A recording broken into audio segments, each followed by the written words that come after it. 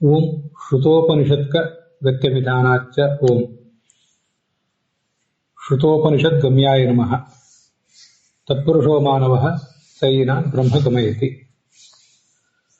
ನಹಿ ಅನ್ಯವಿದ್ಯೆಯ ಅನ್ಯಗತಿ ಯುಕ್ತ.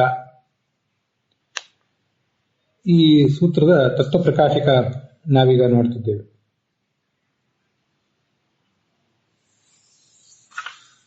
ಈ ಛಾಂದೋಗ್ಯ ಉಪನಿಷತ್ತಿನಲ್ಲಿ ಅಗ್ನಿಯ ಬಗ್ಗೆ ಪ್ರತಿಪಾದನೆ ಮಾಡಿದ್ದಾರೆ ಹೊರತು ಪರಮಾತ್ಮನ ಬಗ್ಗೆ, ವಿಷ್ಣುವಿನ ಬಗ್ಗೆ ಪ್ರತಿಪಾದನೆ ಮಾಡಿಲ್ಲ ಅಂತ ಪೂರ್ವ ಪಕ್ಷದವರು ಹೇಳಿದರು. ಇತ್ಯಾಶಂಕಾಂ ಪರಿಹರತ್ ಸೂತ್ರಂ ಪಠಿತ್ವ. ಹಾಗೊಂದು ಆಶಂಕೆ ಬಂದಾಗ ಆಶಂಕೆಯನ್ನು ಪರಿಹಾರ ಮಾಡುವ ಸೂತ್ರವನ್ನ ಅಲ್ಲಿ ಆಚಾರ್ಯರು ನಮಗೆ ತೋರಿಸಿ ಅದಕ್ಕೆ ವ್ಯಾಖ್ಯಾನ ಮಾಡಿದ್ದಾರೆ. ನ ಏತದ್ವಿದ್ಯಾಯ ಅಗ್ನಿ ವಿಷಯತ್ವಂ ಯುಕ್ತಂ ಅಪಿತು ವಿಷ್ಣು ಪರತ್ವಮೇವ. ಅದನ್ನೆಲ್ಲ ಒಂದು ಸ್ವಲ್ಪ ಭಾಗ ನಾವೀಗಾಗಲೇ ನೋಡಿದ್ದೇವೆ. ಆ ಛಾಂದೋಗ್ಯ ಉಪನಿಷತ್ತಿನ ಆ ಭಾಗವನ್ನೇ ಜಯತೀರ್ಥರು ಅಲ್ಲಿ ಉದ್ಧರಿಸಿದ್ದಾರಲ್ಲ, ಅವರನ್ನು ಉದ್ಧರಿಸಿರೋದ್ರಿಂದ ಆರಂಭದಲ್ಲಿ ಬಂದಿರೋ ಒಂದೆರಡು ಶಬ್ದಗಳಿಗೆ ಅರ್ಥ ನಾವು ನೋಡಿಕೊಂಡು ಮುಂದೆ ಹೋಗ್ಬೇಕು. ಅರ್ಚಿರಾದಿ ಮಾರ್ಗ ಅಂತ ಅದೇನು ಒಂದು ಭಾಗ ಇದೆಯಲ್ಲ, ಆ ಭಾಗದಲ್ಲಿ ಇದು ಪ್ರಾರಂಭ ಕಾಣ್ತದೆ. ಅಥ ಯದುಚೈವ ಅಸ್ಮಿನ್ ಛವ್ಯಂ ಕರ್ಮ ಕುರುವಂತಿ ಯದುಚ ನ ಅಂತ. ಅದೊಂದಷ್ಟು ಭಾಗಕ್ಕೆ ಮಾತ್ರ ನಾವು ಅರ್ಥ ನೋಡಿದ್ರೆ ಸಾಕು. ಇದು ಆ ಚಕ್ಷುರಂತಸ್ಥ ಭಗವಂತನ ನಾಮಗಳು. ಸಂಯದ್ವಾಮ ಅಂತ ಬಂತು, ವಾಮನಿ ಅಂತ ಬಂತು, ಭಾಮನಿ ಅಂತ ಬಂತು. ಇದೆಲ್ಲ ಆದ್ಮೇಲೆ ಚಕ್ಷುರಾದಿ ಮಾರ್ಗವನ್ನ ವರ್ಣನೆ ಮಾಡುವ ಪ್ರಸಂಗ ಇದೆ. ಅಲ್ಲಿ ಆ ವಿಷಯ ಬಂದಿದೆ. ಶವ್ಯಂ ಕರ್ಮ ಅಂತಿದೆ. ನಾವು ಕಳೆದ ದಿವಸ ಏನೇನು ನೋಡಿದ್ವಿ, ಸಾಧಕನಾದವನು ಯಾವ ಮಾರ್ಗದಲ್ಲಿ ಮುಂದುವರಿತಾನೆ ಅಷ್ಟನ್ನು ಮಾತ್ರ ನಾವು ನೋಡಿದ್ವಿ. ಮೊದಲು ಅರ್ಚಿರಾದಿ ಮಾರ್ಗಕ್ಕೆ, ಆಮೇಲೆ ಅತಿವಾಹಿಕ ಲೋಕಕ್ಕೆ ಹೀಗೆಲ್ಲ ಹೋಗ್ತಾನೆ ಅಂತ ಬಂದಿದೆ. ಅಲ್ಲಿ ಶವ್ಯಂ ಕರ್ಮ ಯದುಚ ಶವ್ಯಂ ಕರ್ಮ ಕುರುವಂತಿ ಯದುಚ ನ ಅಂತಿದೆಯಲ್ಲ, ಶವ್ಯಂ ಕರ್ಮ ಅಂದ್ರೆ ಶವಕ್ಕೆ ಸಂಬಂಧಪಟ್ಟ ಕರ್ಮ ಅಂತ ಅದರ ತಾತ್ಪರ್ಯ. ನಮ್ಮಂಥ ಸಾಮಾನ್ಯರಿಗೆ ಅಂತ್ಯೇಷ್ಟಿ ಸಂಸ್ಕಾರ ಅನ್ನುವುದು ಸರಿಯಾಗಿ ಆಗಬೇಕು. ಆಗದೆ ಹೋದ್ರೆ ನಮಗೆ ದುರ್ಗತಿ ಆಗ್ತದೆ. ಅಥವಾ ಕೆಲವು ಪ್ರಸಂಗಗಳಿದ್ರೆ ಅವನು ಭೂತ ಪ್ರೇತ ಪಿಶಾಚ ರೂಪವನ್ನು ತಾಳ್ತಾನೆ ಅಂತ ಹೀಗೆಲ್ಲ ನಾವು ನೋಡಿರ್ತೇವೆ. ಆದರೆ ಇದೆಷ್ಟು ಅದ್ಭುತವಾದ ಸಂಗತಿ ಅಂದ್ರೆ, ಈ ಚಕ್ಷುರಂತಸ್ಥನಾದ ಭಗವಂತನನ್ನ ನಾವು ತಿಳ್ಕೊಂಡ್ರೆ, ನಿಮ್ಗೆ ಯಾರಾದರೂ ದಹನ ಉತ್ತರ ಕ್ರಿಯೆಗಳನ್ನ ಮಾಡಲಿ ಬಿಡ್ಲಿ, ನೀವು ಭಗವಂತನ ಅನುಗ್ರಹದಿಂದ ಮೇಲಿನ ಲೋಕಕ್ಕೆ ಹೋಗೇ ಹೋಗ್ತೀರಿ ಅಂತ ಅರ್ಥ. ಅರ್ಚಿರ್ ಲೋಕ ಮತ್ತೆ ಅತಿವಾಹಿಕ ಲೋಕ, ಅಲ್ಲಿಂದ ಹಗಲಿನ ಅಭಿಮಾನಿ ದೇವತೆ ಲೋಕ, ಶುಕ್ಲ ಪಕ್ಷ ಅಭಿಮಾನಿ ದೇವತೆ ಲೋಕ, ಮತ್ತೆ ಉತ್ತರಾಯಣದ ಅಭಿಮಾನಿ ದೇವತೆ ಲೋಕ, ಹೀಗೆಲ್ಲ ಮುಂದುವರಿತಾ ಹೋಗ್ತಾರೆ ಅಂತ ತಾತ್ಪರ್ಯ. ನಿಮಗೆ ಆ ದಹನಾದಿ ಉತ್ತರ ಕ್ರಿಯೆಗಳನ್ನ ನಾವು ಮರಣಿಸಿದ ಬಳಿಕ ಅವ್ರಿಗೆ ಯಾರಿಗಾದ್ರೂ ಉತ್ತರ ಕ್ರಿಯೆಗಳನ್ನು ಮಾಡಬೇಕು ಅಂತ ಅನಿಸಿದ್ರೆ ಅವರು ಮಾಡಲಿ. ಮಾಡುವುದು ಬಿಡುವುದು ಅವ್ರಿಗೆ ಬಿಟ್ಟದ್ದು. ಒಂದ್ ವೇಳೆ ಮಾಡದೆ ಹೋದ್ರೆ ಅವ್ರಿಗೆ ತೊಂದರೆ ಆಗ್ತದೆ, ಇವನಿಗೆ ತೊಂದರೆ ಆಗೋದಿಲ್ಲ. ಅದನ್ನ ನಾವು ಗಮನಿಸಬೇಕಾದ ವಿಷಯ. ಮೂಲತಃ ಎರಡು ವಿಷಯ, ಉತ್ತರ ಕ್ರಿಯೆ ಮತ್ತು ಅದ್ರ ಮುಂದಿನ ಶ್ರಾದ್ದ, ಪಕ್ಷ, ವರ್ಷಾಂತಿಕ ಇತ್ಯಾದಿ ಏನೇನು ಆಗ್ತಾವಲ್ಲ, ಅವೆಲ್ಲವನ್ನು ಆ ಸಾಧಕನಿಗೆ ಯಾನೊಬ್ಬ ಗತಿಸಿ ಹೋಗಿದ್ದಾನೆ, ಮರಣಿಸಿ ಹೋಗಿದ್ದಾನೆ, ಅವನಿಗೆ ಅವನ ಉತ್ತರಾಧಿಕಾರಿಗಳು ಮಾಡಬೇಕು. ಮಾಡದೆ ಹೋದ್ರೆ ಅವನಿಗೂ ತೊಂದರೆ, ಇವರಿಗೂ ತೊಂದರೆ. ಇದು ಮೂಲ ಶಾಸ್ತ್ರ. ಆದರೆ ಅವನು ಜ್ಞಾನಿ ಆಗಿದ್ರೆ ಅವನಿಗೆ ಇವ್ರು ಯಾರು ಮಾಡದೆ ಹೋದ್ರೂ ಏನು ದೊಡ್ಡ ವಿಷಯ ಆಗೋದಿಲ್ಲ. ಅವನು ತಾನು ಎಲ್ಲಿ ಹೋಗ್ಬೇಕೋ ಅಲ್ಲಿ ಹೋಗ್ತಾನೆ ಅಂತ ಅದ್ರ ತಾತ್ಪರ್ಯ. ಶವ್ಯಂ ಕರ್ಮ ಅಂದ್ರೆ ಶವಕ್ಕೆ ಸಂಬಂಧಪಟ್ಟ ಕರ್ಮ ಅಂತ ಅರ್ಥ. ತುಂಬಾ ಅದ್ಭುತವಾಗಿದೆ ಅದು. ಅವನ ಆ ದೇಹ ಅದು ಬದುಕಿದ್ದಾಗ ದೇಹ ಅಂತ ಕರ್ಸ್ಕೊಂಡಿತ್ತು. ಈಗ ಅದಕ್ಕೆ ಕಳೆ ಬರ ಶವ ಅಂತ ಕರೀತಾರೆ. ಆ ದೇಹವೇ ಸತ್ತು ಹೋದ್ಮೇಲೆ, ಇವನ್ ದೇಹ ಬಿಟ್ಟು ಎಲ್ಲೋ ಹೋದ್ಮೇಲೆ ಅವನ ಉತ್ತರಾಧಿಕಾರಿಗಳು ಆ ಕ್ರಿಯೆ ಮಾಡಿದರೆ ಅವ್ರಿಗೆ ಪುಣ್ಯ, ಮಾಡದೆ ಹೋದ್ರೆ ಅವ್ರಿಗೆ ಪಾಪ. ಇವನಿಗೆ ಚಕ್ಷುಂತಸ್ಥನಾದ ಭಗವಂತನ ತಿಳ್ಕೊಂಡು ಅವನು ಮೇಲೆ ಹೋಗಿರೋದ್ರಿಂದ ಅವನಿಗೆ ಆ ಚಕ್ಷುರಂತಸ್ಥ ಭಗವಂತನ ಅನುಗ್ರಹ ಹೊಂದಿದೆ ಸಾಕು. ಆದ್ರಿಂದ ಅವನು ಮುಂದಿನ ಲೋಕಕ್ಕೆ ಹೋಗ್ತಾನೆ ಅಂತ ಅದಷ್ಟು ಮಾತ್ರ ನಾವು ನೋಡೋದು ಬಾಕಿ ಇದೆ. ಮತ್ತೆ ಆ ಶ್ರುತೋಪನಿಷತ್ಕ ಅನ್ನೋದು ಬಗ್ಗೆ ಕೂಡ ಕಳೆದ ದಿವಸ ನಾವು ನೋಡಿದ್ವಿ. ಶ್ರುತೋಪನಿಷತ್ಕ ಗತಿ ಅಭಿಧಾನಾತ್ ಅಂದ್ರೆ ಅದಕ್ಕೆ 3 ಅರ್ಥಗಳು. ಒಟ್ಟು ಶ್ರುತೋಪನಿಷತ್ಕರು, ಭಗವಂತನ ಬಗ್ಗೆ ಯಾರು ತಿಳಿದಿದ್ದಾರೋ ಅವರು ಶ್ರುತೋಪನಿಷತ್ಕರು. ತ್ರಿವಿಕ್ರಮ ಪಂಡಿತರು ಹಾಗೆ ಅರ್ಥ ಮಾಡಿದ್ದಾರೆ. ಅಲ್ಲಿ ಅದು ಬಹುರಿ ಸಮಾಸ.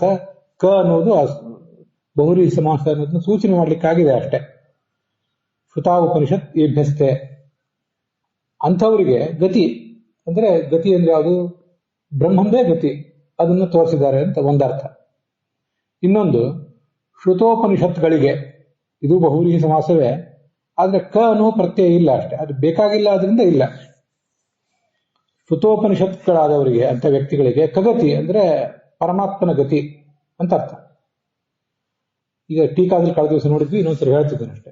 ಶ್ರುತ ಅಂದ್ರೆ ಕೇವಲ ಶ್ರವಣ ಮಾಡುವುದಲ್ಲ, ಶ್ರವಣ ಮನನ ನಿಧಿಧ್ಯಾಸನ ಇವೆಲ್ಲ.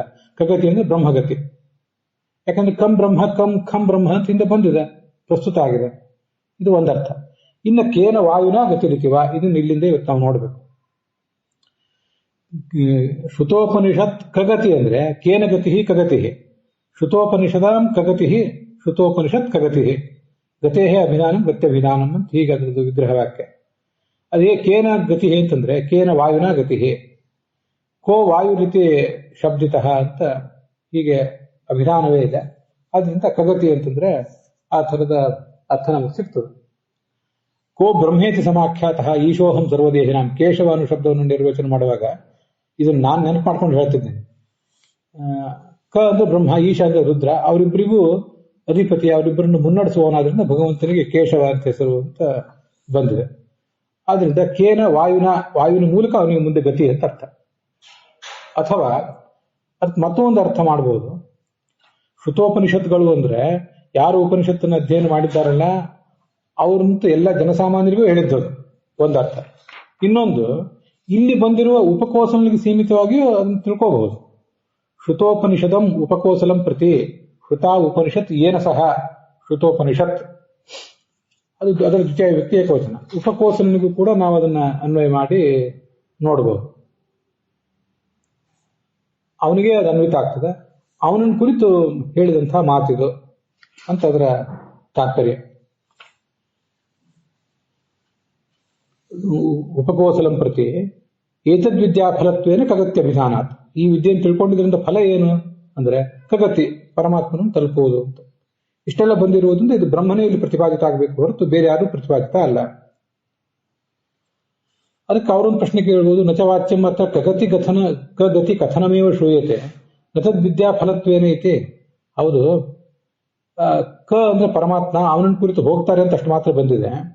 ಆ ವಿದ್ಯೆಯ ಫಲವಾಗಿ ಚಕ್ಷುರಂತಸ್ಥನಾದ ಭಗವಂತನನ್ನು ತಿಳಿದ ಫಲವಾಗಿ ಕಗತಿ ಅಂತ ಅಲ್ಲಿ ಬಂದಿಲ್ವಲ್ಲ ಅಂತ ಅವರಿಗೊಂದು ಪ್ರಶ್ನೆ, ಸ್ಥೂಲ ದೃಷ್ಟಿಯ ಪ್ರಶ್ನೆ. ಅದೇನು ಬಹಳ ಸಮೀಚೀನವಾದ ಪ್ರಶ್ನೆ ಏನಲ್ಲ. ಆದ್ರಿಂದ ಕಗತಿ ಕಥನಮೇವ ಶ್ರೂಯತೆ ಅಷ್ಟು ಕೇಳಿ ಬಂದಿದೆ. ನ ತದ್ವಿದ್ಯಾ ಫಲತ್ವೇನ, ಆ ಭಗವಂತನ ತಿಳ್ಕೊಂಡ ಫಲವಾಗಿ ಕಗತಿ ಅಂದ್ರೆ ಪರಮಾತ್ಮನ ಸಾಮೀಪ್ಯ ಸಿಗ್ತದಂತ ಬಂದಿಲ್ವಲ್ಲ ಅಂತಂದ್ರೆ ಹಾಗೆ ಹೇಳ್ಬೇಡಿ. ಅಲ್ಲಿ ಬಂದಿದೆ ಅಂತ ಸರಿಯಾಗಿ ನೋಡಿ. ಸರ್ವೇಷು ಲೋಕೇಶು ಭಾತಿ ಏವಂ ವೇದ ಇತಿ ಫಲಶ್ರುತಿ ಸಾಮೀಪ್ಯಾತ್. ಹೀಗೆ ಯಾರು ತಿಳ್ಕೋತಾನೋ ಅವನು ಸರ್ವೇಷು ಲೋಕೇಶು ಭಾತಿ, ಅಲ್ಲೇ ಛಾಂದೋಗ್ಯ ಉಪನಿಷತ್ತಿನಲ್ಲಿ 4ನೇ ಅಧ್ಯಾಯದಲ್ಲಿ ಚಕ್ಷುರಂತಸ್ಥ ಭಗವಂತನ ಉಪಾಸನೆ, ಚಕ್ಷುರಂತಸ್ಥ ಭಗವಂತನ ನಾಮಗಳು ಅಂತ ಹೀಗೆಲ್ಲ ಬಂದಿದೆ. ಯೇಷವು ಏವ ಭಾಮನಿ, ಇವನನ್ನೇ ಭಾಮನಿ ಅಂತ ಕರೀತಾರೆ ಭಗವಂತನನ್ನ. ಯಾಕೆಂದ್ರೆ ಇವನು ಎಲ್ಲ ಲೋಕದಲ್ಲೂ ಭಾತಿ ಪ್ರಕಾಶಿಸ್ತಾನೆ. ಸರ್ವೇಷು ಲೋಕೇಶು ಭಾತಿ, ಎಲ್ಲ ಲೋಕಗಳಲ್ಲೂ ಅವನು ಪ್ರಕಾಶಿಸ್ತಾನೆ, ಶ್ವೇತದ್ವೀಪ ಅನಂತಾಸರ ಇತ್ಯಾದಿ ಲೋಕಗಳಲ್ಲಿ. ಮತ್ತೆ ಆ ಸರ್ವೇಷು ಲೋಕೇಶು ಅನ್ನೋದಕ್ಕೆ ಎಷ್ಟು ಅರ್ಥ ಬರ್ತದೆ ಅಂದ್ರೆ, ಎಲ್ಲಾ ಸಾಧಕರು ಕೂಡ ಆ ಶ್ವೇತದ್ವೀಪ ಅನಂತಾಸನಕ್ಕೆ ಹೋಗ್ಬೇಕಂತ ಏನಿಲ್ಲ. ಕೆಲವರು ಇಲ್ಲೇ ಲೋಕದಲ್ಲೇ ಇರ್ತಾರೆ, ಯಾವ್ಯಾವುದೋ ಲೋಕದಲ್ಲಿ ಇಲ್ಲೇ ಮುಕ್ತರಾಗಿ ಬಿಡ್ತಾರೆ. ಅವರು ಲಿಂಗದೇಹ ಕಳ್ಕೊಳ್ಳೋದು ಮುಖ್ಯ, ಎಲ್ಲರೂ ಅಲ್ಲೇ ಹೋಗ್ತಾರೆ ಅಂತ ಏನಿಲ್ಲ. ಹೀಗೆ ಅಲ್ಲೇ ಆ ಮುಕ್ತಿ ಬಗ್ಗೆ ಬಂದಿದೆ. ಫಲ ಸಾಮೀಪ್ಯ ಇದೆ, ಫಲಶ್ರುತಿ ಸಮೀಪದಲ್ಲಿ ಇದ್ದೇ ಇದೆ. ಅನ್ಯಥಾ ಅಸಂಗತೆ ಇಷ್ಟ, ಇಲ್ಲದೆ ಹೋದ್ರೆ ಅದನ್ನ ಯಾಕೆ ಹೇಳ್ತಿದ್ರೆ ಹಾಗೆ? ಹೀಗೆ ಆ ಎಲ್ಲ ಲೋಕಗಳಲ್ಲೂ ಪ್ರಕಾಶಿಸ್ತಾನೆ ಅಂತ ಅವರು ಹೇಳುವಂತ ಪ್ರಸಂಗವೇ ಇರಲಿಲ್ಲ. ಏತದ್ವಿದ್ಯಾ ಪ್ರಸ್ತಾವೇ ಯಚ್ಚಿತ್ ಫಲರೂಪ ಗತಿ ಉಕ್ತೇ ಅಸಂಗತೆ ಹೀತಿ ಭಾವ ಅಂತ ಭಾವದೀಪ ರಾಘವೇಂದ್ರ ಸ್ವಾಮಿ ಟಿಪ್ಪಣಿಯಲ್ಲಿದ್ದು 784ನೇ ಪುಟದಲ್ಲಿದ್ದುದನ್ನ ಹೇಳ್ತಿದ್ದೇನೆ. ಅನ್ಯಥಾ ಅಂದ್ರೆ ಏತದ್ವಿದ್ಯಾ ಪ್ರಸ್ತಾವ, ಚಕ್ಷುರಂತಸ್ಥ ಭಗವಂತನ ಬಗ್ಗೆ ಪ್ರಸ್ತಾವ ಮಾಡಿದ್ದಾರೆ. ಇನ್ಯಾವುದೋ ಒಂದು ಫಲ, ಆ ಫಲಕ್ಕೂ ಈ ತಿಳಿಯುವುದು ಭಗವಂತನನ್ನ, ಇನ್ನೊಂದು ಯಾವುದೋ ಕೆಲಸಕ್ಕೆ ಬಾರದ ಫಲ ಅಂತಾಗಿದ್ರೆ, ಎತ್ಕಿಂಚಿತ್ ಫಲ ಅಂತಾಗಿದ್ರೆ, ಎತ್ಕಿಂಚಿತ್ ಫಲವನ್ನೇ ಶ್ರುತಿ ವರ್ಣನೆ ಮಾಡಿದೆ ಅಂತಾಗಿದ್ರೆ ಅದು ಯಾಕೆ ವರ್ಣನೆ ಮಾಡಬೇಕು? ಅಲ್ಲೊಂದು ವಿಷಯವನ್ನು ಹೇಳಿದ್ದಾರೆ, ಫಲ ಹೇಳಿದ್ದಾರೆ ಅಂದ್ರೆ ಅವೆರಡಕ್ಕೂ ಸಂಬಂಧ ಇರಬೇಕಲ್ಲ. ಹಾಗೆ ಹೇಳಿದ್ರೆ ಅದಕ್ಕೆ ಅರ್ಥ ಇದೆ, ಇಲ್ಲ ಸುಮ್ಮನೆ ಹೇಳೋದಕ್ಕೇನೂ ಅರ್ಥ ಇಲ್ಲ. ಎತ್ಕಿಂಚಿತ್ ಫಲರೂಪ ಗತಿ ಮುಕ್ತೇ ಅಸಂಗತೆ, ಆದ್ರಿಂದ ಇದು ಭಗವಂತನದೇ ಗತಿ, ಭಗವಂತನ ಕುರಿತೇ ಗತಿ, ಅದು ಈ ವಿದ್ಯೆಯಿಂದಲೇ ಸಿಕ್ಕಿದ್ದು ಅಂತ ಅದರ ತಾತ್ಪರ್ಯ.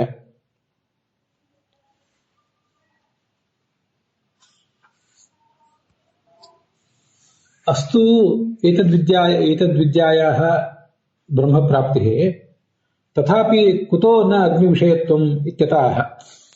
ಮತ್ತು ಒಂದು ಪ್ರಶ್ನೆ, ಹೌದು ಈ ವಿದ್ಯೆಯಿಂದ ಬ್ರಹ್ಮನ್ ಪ್ರಾಪ್ತಿ ಆಗ್ತದೆ ಅಂತ ಹೇಳಿದ್ರಿ, ಆದ್ರೆ ತಥಾಪಿ ಕುತೋ ನ ಅಗ್ನಿವಿಷಯತ್ವಂ, ಅಸ್ತು ಏತದ್ವಿದ್ಯಾಯಾಃ ಅಂತಿದೆ, ಅದ್ರ ಬದಲು ಏತದ್ವಿದ್ಯೆಯ ಅಂತ ಪಾಠ ಇದ್ರೆ ಚೆನ್ನಾಗಿರ್ತದೆ.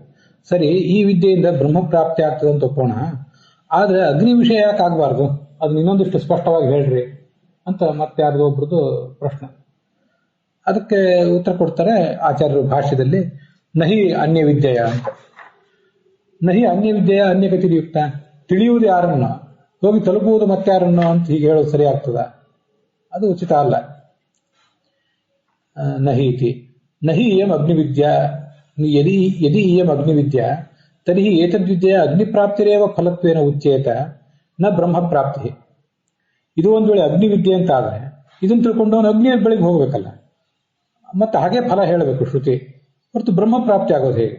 ಯಾಕಂದ್ರೆ ಭಗವದ್ಗೀತಾದಲ್ಲಿ ದೇವಾನ್ ದೇವಯಜೋ ಯಾಂತಿ ಮದ್ಭಕ್ತ ಯಾಂತಿ ಮಾಮಪಿ ಅಂತ ಹೀಗೆ ಶ್ಲೋಕ ಇದೆ. ಭೂತಾನಿ ಯಾಂತಿ ಭೂತೇಜ್ಯಾಹ ಪಿತೃನ್ ಯಾಂತಿ ಪಿತೃವ್ರತಾಹ ಅಂತ. ದೇವಯಜ ಅದು ಬಹುವಚನ ಶಬ್ದ. ದೇವತೆಗಳನ್ನು ಯಾಗ ಮಾಡುವವರು ದೇವಾನ್ ಯಾಂತಿ, ದೇವತೆಗಳನ್ನು ಹೋಗಿ ತಲುಪ್ತಾರೆ. ನನ್ನ ಭಕ್ತರು ನನ್ನನ್ನೇ ಬಂದು ತಲುಪ್ತಾರೆ. ಭೂತೇಜ್ಯಾಹ, ಭೂತ ಪ್ರೇತಗಳನ್ನು ಆರಾಧನೆ ಮಾಡುವವರು ಅಲ್ಲೇ ಹೋಗಿ ತಲುಪ್ತಾರೆ. ಪಿತೃನ್ ಯಾಂತಿ ಪಿತೃವ್ರತಾಹ, ಪಿತೃದೇವತೆಗಳನ್ನ ಹೆಚ್ಚಾಗಿ ಆರಾಧನೆ ಮಾಡುವವರು, ಮತ್ತೆ ಸರ್ವೋತ್ತಮತ್ವೇನ ಆರಾಧನೆ ಮಾಡುವವರು ಏನಿರ್ತಾರೆ ಅಂಥವ್ರೆಲ್ಲ ಹೋಗಿ ಪಿತೃಲೋಕಕ್ಕೆ ಹೋಗ್ಬೋದು, ನನ್ನ ಬಳಿಗೆ ಹೋಗೋದಿಲ್ಲ. ಹೀಗೆ ಇತ್ಯಾದೇಹ ಅನ್ಯ ವಿದ್ಯೆಯ ಅನ್ಯಗತೇ ಮುಕ್ತತ್ವ, ಪರಮಾತ್ಮನನ್ನು ಬಿಟ್ಟು ಬೇರೆ ಯಾವುದೇ ವಿದ್ಯೆ ಅದು ಅಂತಾದ್ರೆ ಅದರಿಂದ ಆಗುವುದೇನು? ಇನ್ನೊಬ್ಬರನ್ನೇ ಹೋಗಿ ತಲುಪಬೇಕು. ಅತಃ ಬ್ರಹ್ಮಪ್ರಾಪ್ತಿ ಫಲ ಏತದ್ವಿದ್ಯಾಯಾಹ ಬ್ರಹ್ಮಪರತ್ವಮೇವ, ಇಲ್ಲಿ ವಿದ್ಯಾಯಾಹ ಷಷ್ಠಿ ವಿಭಕ್ತಿಯೇ ಬೇಕು. ಆದ್ರಿಂದ ಬ್ರಹ್ಮಪ್ರಾಪ್ತಿಯೇ ಫಲವಾಗಿ ಉಳ್ಳ, ಅಲ್ಲಿ ಬಹುರಿ ಸಮಾಸ, ಬ್ರಹ್ಮಪ್ರಾಪ್ತಿಯೇ ಫಲವಾಗಿ ಉಳ್ಳಂತಹ ಈ ವಿದ್ಯೆ ಬ್ರಹ್ಮಪರಕವೇ ಆಗಬೇಕು, ಬ್ರಹ್ಮ ಪ್ರತಿಪಾದಕವೇ ಆಗಬೇಕು ಹೊರತು ಅದು ಅಗ್ನಿ ಪ್ರತಿಪಾದಕ ಆಗೋದು ಸಾಧ್ಯ ಇಲ್ಲ ಅಂತ ಅದರ ತಾತ್ಪರ್ಯ.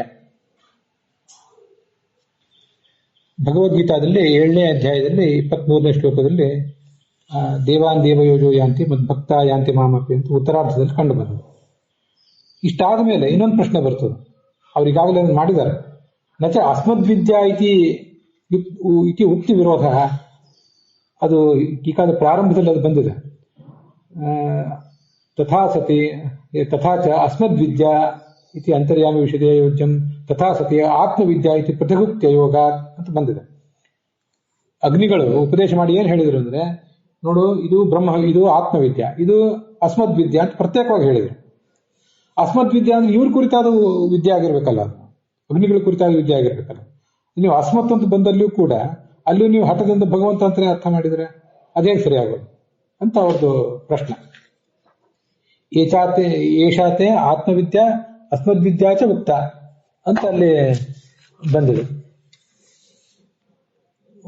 ಅಸ್ಮದ್ವಿದ್ಯಾ ಮೊದಲು ಅಸ್ಮದ್ವಿದ್ಯೆಯನ್ನು ಹೇಳಿದೆ ಬಂದಿದೆ, ಆಮೇಲೆ ಆತ್ಮವಿದ್ಯಾ ಅಂತ ಬಂದಿದೆ. ಆತ್ಮವಿದ್ಯಾ ಅಂದ್ರೆ ಭಗವಂತನ ವಿದ್ಯೆ ಅಂತ ತಿಳ್ಕೊಳ್ಳೋಣ, ನೀವು ಹೇಳಿದ್ನ ಒಪ್ಪೋಣ. ಅಸ್ಮದ್ವಿದ್ಯಾ ಅಂತ ಬಂದಲ್ಲಿ ಆದ್ರೂ ನಾನು ಅಗ್ನಿಯಲ್ಲಿದ್ದೇನೆ, ಚಂದ್ರನಲ್ಲಿದ್ದೇನೆ, ವಿದ್ಯುತ್ತಿನಲ್ಲಿ ಬಂದಿದೆ, ಅಲ್ಲಿಯೂ ನೀವು ಭಗವಂತ ಅಂತ ಅರ್ಥ ಮಾಡೋದು ಹೇಗೆ ಅಂತ ಅವ್ರದ್ದು ಪ್ರಶ್ನೆ. ಅದಕ್ಕೆ ಉತ್ತರ ಕೊಡ್ತಾರೆ, ತಸ್ಯ ಅಂತರ್ಯಾಮಿ ವಿಷಯತ್ವ ಉಪಪತ್ತೇಹೇ. ಆ ಮಾತೇನಿದೆ ಅಂತ ಒಂದು ಸ್ಟೇಟ್ಮೆಂಟ್, ನನ್ನನ್ನು ಬಂದು ತಲುಪ್ತಾನೆ ಅಂತ ಈಗ ಬಂದಿದೆಯಲ್ಲ, ಅದು ಆ ಅಗ್ನಿ ಅಸ್ಮತ್ ಅಂದ್ರೆ ನಾವು ಅಗ್ನಿಗಳು ಅನ್ನೋದು ಸರಿ, ಆದ್ರೆ ಅವರ ಅಂತರ್ಯಾಮಿಯಾದ ಭಗವಂತನ ಕುರಿತಾಗ ಆ ವಿದ್ಯೆ ಇದೆ. ಆದ್ರಿಂದ ಅಲ್ಲಿ ಯಾವುದೇ ವಿರೋಧ ಇಲ್ಲ. ಹಾಗಾದ್ರೆ ವೇದವಾಕ್ಯಕ್ಕೆ ಹೇಗೆ ಅರ್ಥ ಮಾಡಬೇಕು ಅಂತ ಪ್ರಶ್ನೆ ಬಂದ್ರೆ, ಶ್ರುತೇರಪಿ ನಿರವಕಾಶ ಉಪಪತ್ತೇ ಪ್ರಾಬಲ್ಯ. ಇಲ್ಲಿ ನಿರವಕಾಶತ್ವೋಪಪತ್ತೇ ಅಂತಿದೆಯಲ್ಲ, ಆ ಪಾಠ ಬೇಡ. ನಿರವಕಾಶೋಪಪತ್ತೇ ಅಂತ ಪುರಾಣಿಕಾಚಾರ್ಯ ಮುದ್ರಣ ಮಾಡಿದ ಪುಸ್ತಕದಲ್ಲಿಯೂ ಕೂಡ ನಿರವಕಾಶ ಮತ್ತು ನಿರವಕಾಶತ್ವ ಅಂತ ಎರಡಿದೆ, ಬ್ರಾಕೆಟ್ನಲ್ಲಿ ಕೊಟ್ಟಿದ್ದಾರೆ ಅವರು. ನಾವು ನಿರವಕಾಶತ್ವೋಪಪತ್ತೇ ಅಂತ ಅನ್ನೋದಕ್ಕಿಂತ ನಿರವಕಾಶೋಪಪತ್ತೇ ಅಂತ ಅರ್ಥ ಮಾಡೋದು ಹೆಚ್ಚು ಸರಿಯಾದ ಪಾಠ. ರಾಘವೇಂದ್ರ ಸ್ವಾಮಿಗಳ ಭಾವದೀಪಕ್ಕನುಸಾರವಾಗಿ ನಾನು ಅದನ್ನು ಹೇಳೋನಿದ್ದೇನೆ. ಆದ್ರಿಂದ ಆ ಪಾಠ ಇಟ್ಕೊಳ್ಳೋದೇ ಯೋಗ್ಯ. ಶ್ರುತೇರಪಿ ನಿರವಕಾಶತ್ವ ಉಪಪತ್ತೇ ಪ್ರಾಬಲ್ಯ ಅಂತ ಒಂದು ತ್ವ ಅಂತ ಇಟ್ಕೊಂಡ್ರೆ ಅದು ಹೊಂದೋದಿಲ್ಲ. ಶ್ರುತೇ ಅನ್ನೋದು ಯಾವ ವಿಭಕ್ತಿ ಅಂತ ಗೊಂದಲಕ್ಕೆ ಕಾರಣ ಆಗ್ತದೆ. ಅದೆಲ್ಲ ಅರ್ಥ ಅಲ್ಲ. ತ್ವ ಅನ್ನೋದನ್ನ ಬಿಟ್ಬಿಡೋದು ಒಳ್ಳೇದು. ಶ್ರುತೇ ಅಪಿ, ಶ್ರುತಿಗಿಂತ, ಕೇವಲ ಶ್ರುತಿಗಿಂತ ನಿರವಕಾಶವಾದ ಉಪಪತ್ತಿಯು, ಉಪಪತ್ತಿ ಅಂದ್ರೆ ಯುಕ್ತಿ ಲಿಂಗ, ಅದು ಪ್ರಬಲ ಅಂತ ಹೀಗೆ ಅರ್ಥ. ಶ್ರುತೇ ಅಂತಂದ್ರೆ ಈಗ ಪಂಚಮಿ ವಿಭಕ್ತಿ ಅರ್ಥ ಇಟ್ಕೋಬೇಕು. ಅದನ್ನ ಕನ್ನಡದ ಅನುವಾದದಲ್ಲಿ ಸರಿಯಾಗಿ ಮಾಡಿದ್ದಾರೆ ನೋಡಿ. ಅದು ಕೇವಲ ಶ್ರುತಿಗಿಂತ ನಿರವಕಾಶವಾದ ಶ್ರುತಿಯು ಅಥವಾ ನಿರವಕಾಶವಾದ ಯುಕ್ತಿಯು, ಅದು ರಾಘವೇಂದ್ರ ಸ್ವಾಮಿ ಟಿಪ್ಪಣಿಯಲ್ಲಿದೆ, ಅದನ್ನ ಈಗ ನೋಡೋಣ. ಶ್ರುತೇರಪಿ ಅಸ್ಮದಿತಿ ಶ್ರುತೇರಪಿ, ಅಲ್ಲಿ ವೇದವಾಕ್ಯದಲ್ಲಿ ಅಸ್ಮದ್ ವಿದ್ಯಾ ಅಂತ ಈಗ ಬಂದಿದೆಯಲ್ಲ, ಅದನ್ನೇ ವೇದವಾಕ್ಯ ಅಂತ ಹೇಳೋದು. ನಿರವಕಾಶವಾದ ಶ್ರುತಿ, ನಿರವಕಾಶವಾದ ಶ್ರುತಿ ಅಂದ್ರೆ ಬೇರೆ ಅರ್ಥ ಮಾಡ್ಲಿಕ್ಕೆ ಅವಕಾಶ ಆಗದೇ ಇರುವಂತಹ ಶ್ರುತಿ, ಮತ್ತು ಪ್ರಾಗುಕ್ತ ದಿಶಾ ಅನೇಕ ಇತ್ಯಪಿ ಗ್ರಾಹ್ಯಂ. ಹಿಂದೆ ಅದನ್ನು ಪ್ರತಿಪಾದನೆ ಮಾಡಿದ್ದೀವಿ ನಾವು.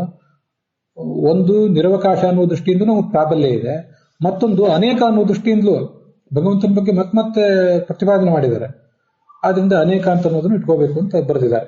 ಉಪಪತ್ತೇಹೆ ಅಲ್ಲಿ ನೋಡಿ, ನಿರವಕಾಶ ಉಪಪತ್ತೇಹೆ, ನಿರವಕಾಶವಾದ ಉಪಪತ್ತಿ ಮೊದಲು ಅರ್ಥ ಮಾಡಿರೋದು ರಾಘವೇಂದ್ರ ಸ್ವಾಮಿಗಳು. ಯಾವುದಾದ್ರು ಉಪಪತ್ತಿ? ಅಮೃತತ್ವ, ಅಭಯತ್ವ ಎಂಬ ಲಿಂಗಗಳು, ಅದು ಅಲ್ಲೇ ಬಂದಿದೆ, ನಾವು ಈಗಾಗಲೇ ನೋಡಿದ್ದೇವೆ. ಏತದ್ ಅಮೃತಂ ಇದಮ ಅಭಯಂ ಏತದ್ ಬ್ರಹ್ಮ ಅಂತ ಈಗ ಬಂದಿದೆ. ಆದ್ರಿಂದ ಉಪಪತ್ತಿ ಅಂದ್ರೆ ಅಮೃತತ್ವ, ಅಭಯತ್ವ ಎಂಬ ಯುಕ್ತಿಗಳು, ಇವು ನಿರವಕಾಶವಾಗಿವೆ, ಅವು ಕೇವಲ ಶ್ರುತಿಗಳಿಗಿಂತ ಪ್ರಬಲವಾಗಿವೆ. ಅದಲ್ಲದೆ ಅಮೃತತ್ವ ಮೊದಲಾದ ಮಾತ್ರದಲ್ಲ, ಪುರುಷ, ಆತ್ಮ, ಬ್ರಹ್ಮ ಶಬ್ದ ಅವನ್ನು ಕೂಡ ಇಟ್ಕೋಬೇಕು. ಪುರುಷತ್ವ, ಆತ್ಮತ್ವ, ಬ್ರಹ್ಮತ್ವ ಇವೆಲ್ಲ ಬರುವುದು ಆ ಪರಮಾತ್ಮನ ಮಾತ್ರ ಅಂತ ಅರ್ಥ. ಇಲ್ಲಿ ನೋಡಿ ಇನ್ನೊಂದು ಅರ್ಥ, ಯದ್ವಾ ನಿರವಕಾಶ ಶ್ರುತಿ ಲಿಂಗೋಪಪತ್ತೇ ಇತ್ಯರ್ಥ. ನಿರವಕಾಶವಾದ ಶ್ರುತಿ, ನಿರವಕಾಶವಾದ ಲಿಂಗ, ಇವೆರಡರಿಂದಲೂ ಅಂತ ಅರ್ಥ ಮಾಡ್ಕೋಬೇಕು. ಕನ್ನಡ ಅನುವಾದದಲ್ಲಿ ಕೇವಲ ಶ್ರುತಿಗಿಂತ ನಿರವಕಾಶವಾದ ಶ್ರುತಿ ಪ್ರಬಲ ಆದ್ರಿಂದ ಅಂತ ಒಂದೇ ಮಾಡಿದ್ದಾರೆ. ಒಂದಕ್ಕಿಂತ ಕೇವಲ ಶ್ರುತಿಗಿಂತ ನಿರವಕಾಶವಾದ ಲಿಂಗ, ಹಾಗೆ ನಿರವಕಾಶವಾದ ಶ್ರುತಿ ಪ್ರಬಲ ಆದ್ರಿಂದ ಅಂತ ಎರಡನ್ನೂ ಇಟ್ಕೊಳ್ಳೋದು ಒಳ್ಳೆಯದು. ಹೀಗೆ ರಾಘವೇಂದ್ರ ಸ್ವಾಮಿ ಟಿಪ್ಪಣಿಗೆ ಅನುಸಾರವಾಗಿ ಸರಿಯಾಗಿ ನೋಡಿ, ಅಲ್ಲಿ ನಿರವಕಾಶೇತಿ ಅಂತಾನೇ ಇದೆ, ನಿರವಕಾಶತ್ವೇತಿ ಅಂತಿಲ್ಲ. ಆ ಪಾಠ ಹೊಂದಿಸ್ಲಿಕ್ಕಾಗೋದಿಲ್ಲ, ಅದನ್ನ ತಿದ್ದಿ ನಿರವಕಾಶೇತಿ ಅಂತಾನೆ ಮಾಡಿಕೊಳ್ಳುವುದೇ ಒಳ್ಳೆಯದು. ಅದರ ಮೇಲೆ ಮತ್ತೇನು ಪ್ರಶ್ನೆ ಬಂದಿದೆ, ನಜ ಆತ್ಮವಿದ್ಯಾ ಇತಿ ಪೃಥಗುಕ್ತಿ ವಿರೋಧ ಅಂತ ಅವ್ರದ್ದು ಇನ್ನೊಂದು ಯುಕ್ತಿ ಇದೆಯಲ್ಲ, ಪೃಥಗುಕ್ತಿ ಅಯೋಗ ಅಂತ ಅವ್ರು ಪೂರ್ವಪಕ್ಷ ಮಾಡಿದಾರಲ್ಲ, ಪ್ರತ್ಯೇಕವಾಗಿ ಹೇಳಿದಾರಲ್ರಿ. ಮತ್ತೆ ನೀವ್ಯಾಕೆ ಇಷ್ಟರ ತಲೆ ಕೆಡಿಸ್ಕೊತೀರಿ? ಪರಮಾತ್ಮನ್ನೇ ಪ್ರತಿಪಾದನೆ ಮಾಡೋದಾಗಿದ್ರೆ ಅಸ್ಮದ್ ವಿದ್ಯಾ ಆತ್ಮವಿದ್ಯಾ ಅಂತ ಯಾಕೆ ಪ್ರತ್ಯೇಕವಾಗಿ ಹೇಳ್ತಿದ್ರು? ಆತ್ಮವಿದ್ಯಾ ಅಂತಿದೆ, ಅದನ್ನು ಬ್ರಹ್ಮವಿದ್ಯೆ ಅಂತ ತಿಳ್ಕೊಳ್ಳಿ. ಅಸ್ಮತ್ ವಿದ್ಯಾ ಅಂತ ಬಂದ್ರೆ ಅಗ್ನಿವಿದ್ಯೆ ಅಂತ ತಿಳ್ಕೊಬೇಕು ನೀವು ಅಂತ ಅವ್ರದ್ದು ಆಕ್ಷೇಪ. ಅದಕ್ಕೆ ಹೇಳ್ತಾರೆ, ಹಾಗಲ್ಲ, ಒಬ್ಬನೇ ಭಗವಂತನ ಬಗ್ಗೆ ಪ್ರತಿಪಾದನೆ ಮಾಡಿದ್ರು ಕೂಡ ಪ್ರತ್ಯೇಕ ಶಬ್ದವನ್ನು ಯಾಕೆ ಪ್ರಯೋಗ ಮಾಡಿರ್ತಾರೆ ಅಂದ್ರೆ, ತಸ್ಯಾಹ ಸರ್ವಗತ ಆತ್ಮವಿದ್ಯಾತ್ವ ಅಭಿದಾಯಕತ್ವಾತ್ ತಸ್ಯವ ಬ್ರಹ್ಮತ್ವಾತ್. ಈಗ ಆತ್ಮವಿದ್ಯಾ ಏಷ ಅಸ್ಮದ್ವಿದ್ಯಾ ಆತ್ಮವಿದ್ಯಾ ಅಂತ ಈ ತರ ಬಂದಿದೆಯಲ್ಲ, ಅಸ್ಮದ್ವಿದ್ಯಾ ಅನ್ನೋದು ಅಗ್ನಿಗಳಲ್ಲಿ ಅಂತರ್ಯಾಮಿಯಾದ ಭಗವಂತನ ಹೇಳ್ತದೆ, ಆತ್ಮವಿದ್ಯಾ ಅಂತ ಅನ್ನೋದು ಸರ್ವಗತನಾದ ಭಗವಂತನನ್ನು ಹೇಳ್ತದೆ. ಅದರಿಂದ ಏನು ತೊಂದರೆ ಇಲ್ಲ, ಅವನೇ ಬ್ರಹ್ಮ, ಯಾಕೆ ನಮಗೇನು ತೊಂದರೆ ಇಲ್ಲ. ಎರಡು ಸ್ಟೇಟ್ಮೆಂಟ್ಗಳು ಯಾಕೆ ಅಂದ್ರೆ, ನಿಮ್ಮಲ್ಲಿ ಅಂತರ್ಯಾಮಿಯಾದ ಭಗವಂತನನ್ನು ತಿಳ್ಕೊಳ್ಬೇಕು ನಾವು, ಹಾಗೆ ಸರ್ವತ್ರ ವ್ಯಾಪ್ತನಾದ ಭಗವಂತನನ್ನು ತಿಳ್ಕೋಬೇಕು. ಅಂದ್ರೆ ಸಾಕ್ಷಾತ್ಕರಿಸ್ಕೋಬೇಕು ಅಂತಲ್ಲ, ವ್ಯಾಪ್ತನಾದ ಭಗವಂತನ ಸಾಕ್ಷಾತ್ಕಾರ ನಮ್ಗೆ ಆಗೋದಿಲ್ಲ ಆ ರೂಪದ್ದು, ಅದನ್ನ ತಿಳ್ಕೋಬೇಕು ಅಂತ ತಾತ್ಪರ್ಯ. ತಸ್ಯೈವ ಬ್ರಹ್ಮತ್ವಾತ್ ಅಂತಿದೆ, ಅದನ್ನ ಈ ಗುರುವರ್ಥ ದೀಪಿಕಾದಲ್ಲಿ ನೋಡಿ. ಬ್ರಹ್ಮ ಅಂದ್ರು ಆತ್ಮ ಅಂದ್ರು ಒಂದೇ ಅರ್ಥ ಅಂತ ಅವ್ರು ಹೇಳಿದ್ದಾರೆ. ತಸ್ಯೈವ ಬ್ರಹ್ಮತ್ವಾತ್ ಅಂದ್ರೆ ಈ ಆತ್ಮ ಅಂದ್ರೆ ಏನರ್ಥ? ಅಥ ಸಾತತ್ಯ ಗಮನೆ ಅಂತ ಧಾತು ಇದೆ. ಸತತವಾಗಿ ಹೋಗುವುದಕ್ಕೆ ಹೋಗುವ ವ್ಯಕ್ತಿಗೆ ಆತ್ಮ ಅಂತಾರೆ. ಸತತವಾಗಿ ಹೋಗುವುದು ಅಂದ್ರೆ ಎಲ್ಲ ದೇಶದಲ್ಲೂ ಎಲ್ಲ ಕಾಲದಲ್ಲೂ ಇರುವವನು ಅಂತ ಅದರ ಅರ್ಥ. ಆದ್ರಿಂದ ಆತ್ಮ ಅಂದ್ರೆ ಸರ್ವತ್ರ ವ್ಯಾಪ್ತ ಅಂತ ಅರ್ಥ. ಬ್ರಹ್ಮ ಅನ್ನೋದನ್ನು ಕೂಡ ಬೃಹಿ ವೃದ್ಧವನು ದೃಷ್ಟಿಯಿಂದ ಸರ್ವತ್ರ ವ್ಯಾಪ್ತ ಅನ್ನೋದನ್ನು ಹೇಳ್ತದೆ. ಇತಿ ಧಾತೋ ಬ್ರಹ್ಮ ಶಬ್ದ ಸಮಾನಾರ್ಥಕ ಆತ್ಮಶಬ್ದ ವಾಚ್ಯತ್ವ. ಬ್ರಹ್ಮ ಶಬ್ದಕ್ಕೆ ಸಮಾನ ಅರ್ಥವುಳ್ಳಂತ ಆತ್ಮಶಬ್ದವನ್ನು ಪ್ರತಿಪಾದನೆ ಮಾಡಿದ್ದಾರೆ ಅಲ್ಲಿ. ಆದ್ರಿಂದ ಅಸ್ಮದ್ವಿದ್ಯಾ ಅನ್ನೋದು ಅಂತರ್ಗತನಾದ ಭಗವಂತನ ಹೇಳ್ತದೆ, ಆತ್ಮವಿದ್ಯಾ ಅಂತ ಅನ್ನೋದು ವ್ಯಾಪ್ತನಾದ ಭಗವಂತನ ಹೇಳ್ತದೆ ಅಂತ ಹೀಗದರ ತಾತ್ಪರ್ಯ ಇದೆ.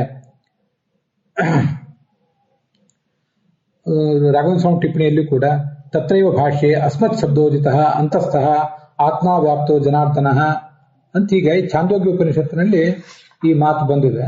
ಛಾಂದೋಗ್ಯ ಉಪನಿಷತ್ತಿನಲ್ಲಿ 239ನೇ ಪುಟದಲ್ಲಿ ನನ್ನ ಪುಸ್ತಕದಲ್ಲಿ, ನಿಮ್ಮ ಬೇರೆ ಬೇರೆ ಪುಸ್ತಕಗಳಲ್ಲಿ ಸ್ವಲ್ಪ ವ್ಯತ್ಯಾಸ ಆಗಿರ್ತದೆ. ಅದು ಎಲ್ಲಿ ಅಂದ್ರೆ ಈ 3 ಜನ ಅಗ್ನಿಗಳದ್ದು ಉಪದೇಶ ಆದ ಮೇಲೆ ಗುರುವಿನ ಉಪದೇಶ ಆಗುವುದಕ್ಕಿಂತ ಮುಂಚೆ ಅದು ಬಂದಿದೆ. ನಾನು ಹೇಳಿದ 5 ಹಂತದ ಉಪದೇಶ ಅಂತ. ಮೊದಲು 3 ಜನ ಅಗ್ನಿಗಳು ಮಾಡಿದ ಒಕ್ಕೊರಳಿನ ಉಪದೇಶ, ಅದಾದ್ಮೇಲೆ 3 ಜನ ಸೇರಿ ಮಾಡಿದ ಉಪದೇಶ, ಅದಾದ ಮೇಲೆ ಅಲ್ಲಿ ಪೃಥ್ವಿಯಾದಿ ಶಬ್ದ ನಿರ್ವಚನ, ಸೋಹಮಸ್ಮಿ ಎಂಬ ವಾಕ್ಯ ಜೀವ ಬ್ರಹ್ಮೈಕ್ಯ ಪರ ಅಲ್ಲ ಅಂತ ಹೀಗೆಲ್ಲ ಶಿರೋನಾಮಗಳಿವೆ. ಅಲ್ಲಿ ಸಾಮ ಸಂಹಿತ ಅಂತ ಒಂದು ಗ್ರಂಥ ಉದ್ಧಾರ ಮಾಡಿದ್ದಾರೆ ಆಚಾರ್ಯ. ಅಸ್ಮತ್ ಶಬ್ದೋಜಿತೋಂತಸ್ಥಃ ಆತ್ಮ ವ್ಯಾಪ್ತೋ ಜನಾರ್ದನಃ ಅಗ್ನಯೋ ದ್ವಿಧಂ ವಿಷ್ಣುಂ ಅವೋಚನ್ ಉಪಕೋಸಲೆ ಅಂತಿದೆ. ಅಹಂ ಅಸ್ಮಿ ತ್ವಂ ಅಸಿ ಮೊದಲಾದ ಶಬ್ದಗಳು ಅಂತರ್ಯಾಮಿಯನ್ನು ಮುಖ್ಯವಾಗಿ ಹೇಳ್ತವೆ. ಅಂತರ್ಯಾಮಿ ಒಳಗಿರುವುದರಿಂದ ಜೀವನನ್ನು ಹೇಳ್ತಾವಷ್ಟೇ. ಆದ್ರಿಂದ ತಸ್ಮಾತ್ ವೇದಗತಾ ಹರವು, ಆದ್ರಿಂದ ಎಲ್ಲವೂ ಕೂಡ ವೇದದಲ್ಲಿವೆ, ಅವೆಲ್ಲವೂ ಭಗವಂತನನ್ನೇ ಹೇಳ್ತವೆ. ಅಸ್ಮತ್ ಶಬ್ದೋದಿತ ಅಂತಸ್ಥಃ, ಅಸ್ಮತ್ ಶಬ್ದದಿಂದ ಹಾಗೇನೆ ಯುಷ್ಮತ್ ಶಬ್ದ ಅಂತ ತಿಳ್ಕೋಬೇಕು, ಅಲ್ಲಿ ಬಂದಿಲ್ಲ. ಅಸ್ಮತ್ ಶಬ್ದೋದಿತನಾದವನು ಅಂತಸ್ಥನಾದ ಭಗವಂತ, ಆತ್ಮ ಎಂಬ ಶಬ್ದದಿಂದ ವಾಚ್ಯನಾದವನು ವ್ಯಾಪ್ತನಾದ ಭಗವಂತ. ಅಗ್ನಯ ಈ 3 ಜನ ಅಗ್ನಿಗಳು ಉಪಕೋಸಲೆ, ಆ ಉಪಕೋಸಲೆ ಎಂಬ ಶಿಷ್ಯನಿಗೆ ದ್ವಿವಿಧಂ ವಿಷ್ಣು ಅವೋಚನ್ 2 ರೂಪದ ದೇಹದಲ್ಲಿ ಅಣೋರಣೀಯನಾಗಿರುವ ಹಾಗೆ ಸರ್ವತ್ರ ಮಹತೋಮಹ್ಯನಾಗಿರುವ ಭಗವಂತನನ್ನ ಉಪದೇಶ ಮಾಡಿದ್ದಾರೆ. ಅವೋಚನ್ ಉಪಕೋಸಲೆ ಅನ್ನೋದು ಅದ ಪ್ರಯೋಗ ಎಷ್ಟು ಸುಂದರವಾಗಿದೆ ನೋಡಿ. ನಾವು ಅವನಿಗೆ ಹೇಳಿದರು ಅಂತೇಳಿ ದ್ವಿತೀಯ ವಿಭಕ್ತಿನೂ ಷಷ್ಠಿ ವಿಭಕ್ತಿನೂ ಹೇಳ್ತಿದ್ವಿ. ಅವ್ರು ಸಪ್ತಮಿ ವಿಭಕ್ತಿಯನ್ನು ಹೇಳಿ ಅವನಿಗೆ ಹೇಳಿ ಅವನಲ್ಲಿ ಆ ಜ್ಞಾನವನ್ನ ಒಳಗಿಟ್ರು ಅವನ ಮನಸ್ಸಿನಲ್ಲಿ. ತುಂಬಾ ಸುಂದರವಾಗಿದೆ ಆ ಪ್ರಯೋಗ. ಹೀಗೆ ಚಾಂದೋಗ್ಯ ಉಪನಿಷತ್ತಿನಲ್ಲಿ ಬಂದಿದೆ. ಅದನ್ನೇ ರಾಘವೇಂದ್ರ ಸ್ವಾಮಿಗಳು ಕೂಡ ನೆನಪು ಮಾಡ್ಕೊಂಡಿದ್ದಾರೆ. ಅದರಿಂದ ಅವನೇ ಬ್ರಹ್ಮನೇ ಆತ್ಮ ಅಂತ ಈಗ ಅದರ ಅರ್ಥ. ಸ ಏನಾನ್ ಬ್ರಹ್ಮ ಗಮಯತಿ ಅಂದ್ರೆ ಅಲ್ಲೇನು ಬ್ರಹ್ಮ ಅಂತ ಶಬ್ದ ಇದೆಯಲ್ಲ, ಆ ಬ್ರಹ್ಮ ಎಂಬ ಶಬ್ದದಿಂದಲೇ ಬ್ರಹ್ಮ ಎಂಬ ಶಬ್ದವು ಆತ್ಮ ಎಂಬ ಶಬ್ದವು ಒಂದೇ ಅರ್ಥವನ್ನು ಹೇಳ್ತದೆ. ಆದ್ರಿಂದ ಅಗ್ನಿಗಳು ಆತ್ಮವಿದ್ಯಾ ಅಂತ ಹೇಳಿದ್ರು. ಪದ್ಮಪುರಾಣದ ಶ್ಲೋಕ ಒಂದು ಬ್ರಹ್ಮಸೂತ್ರ ಭಾಷ್ಯದಲ್ಲಿ ಮುಂದೆ ಬರ್ತದೆ. ಆತ್ಮ ಬ್ರಹ್ಮಾದಯ ಶಬ್ದಾಹ ತಮೃತೆ ವಿಷ್ಣುಮವೇ. ಆತ್ಮ ಬ್ರಹ್ಮ ಮೊದಲಾದ ಶಬ್ದಗಳೆಲ್ಲವೂ ಕೂಡ ಅವ್ಯಯನಾದ ವಿಷ್ಣುವನ್ನು ಹೊರತುಪಡಿಸಿ ಬೇರೆಯವರಲ್ಲಿ ಇಲ್ಲ. ಇದ್ರೂ ಕೂಡ ಅದು ಔಪಚಾರಿಕ ಅಂತ ಬಂದಿದೆ. 1ನೇ ಅಧ್ಯಾಯದಲ್ಲಿ ಒಂದು ಕಡೆ ಬಂದಿದೆ ಆತ್ಮೇಶ ಬ್ರಹ್ಮ ಸಂಭವ ಅನ್ನಂತೆ. ಹೀಗೆ ಆತ್ಮ ಬ್ರಹ್ಮ ಇತ್ಯಾದಿ ಶಬ್ದ ಎಲ್ಲ ಅವನಿಗೆ ವಾಚಕ. ಅವು ಆತ್ಮ ಮತ್ತು ಬ್ರಹ್ಮ ಶಬ್ದಗಳು ಸಮಾನಾರ್ಥಕ ಅಂತ ಇಲ್ಲಿ ಈ ಟಿಪ್ಪಣಿಗಳ ಮೂಲಕ ತಿಳ್ಕೋಬೇಕು. ಅಲ್ಲಿಗೆ ಇವತ್ತಿನ ಈ ಭಾಗ ಸಮಾಪ್ತ ಆಗಿದೆ.